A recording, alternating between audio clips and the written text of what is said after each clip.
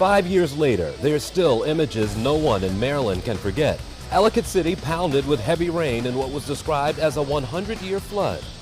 For the first time since 2015, Howard County has an action plan to address climate change. County Executive Calvin Ball explains how he intends to meet its goals. Plus, some of these businesses, it's their very first storefront that they're opening. And those storefronts are in the center of downtown Baltimore. What started as a pandemic-era idea has blossomed into a thriving program. We'll check in with the team behind Boost. Whoa, whoa, whoa. And later in this morning's Positively Baltimore, something positively delicious. The Baltimore foodie gives us a glimpse inside his new cooking competition show that's coming to very local. And hello everyone, I'm Jason Newton. Welcome to 11 TV Hill. Howard County knows firsthand the impacts of climate change. In a short span of two 100-year floods, they destroyed parts of historic Ellicott City. And that's why County Executive Calvin Ball revisited the county's climate action plan. This was one of the many topics of our conversation earlier this week.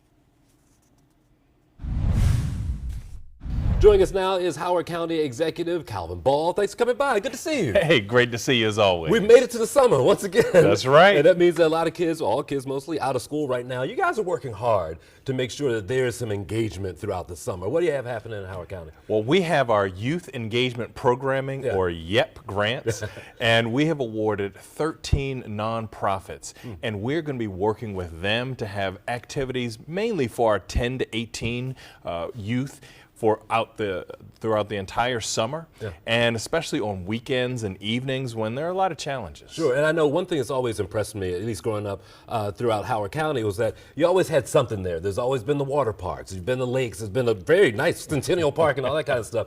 You have the amenities I think some counties don't have.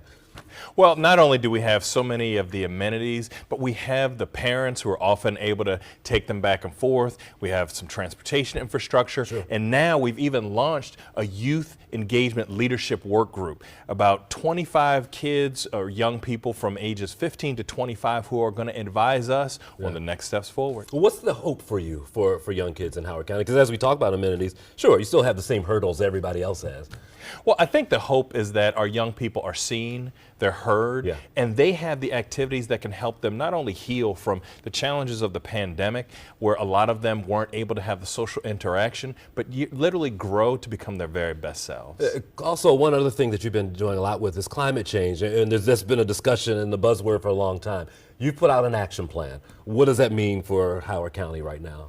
Our HOCO Forward Action Plan for Climate Resiliency is the first one in Howard County since 2015, and the first one ever to have things like environmental sustainability focused on equity. And we are so excited. It is actually one of our 51 NACO award-winning programs. The average county wins maybe 5 to 10 NACO awards each year. We won 51, and one was for this climate action plan. Do you feel like there's still a learning curve when it comes to climate change and that discussion? Because it's a tough one to have, I think, for some folks.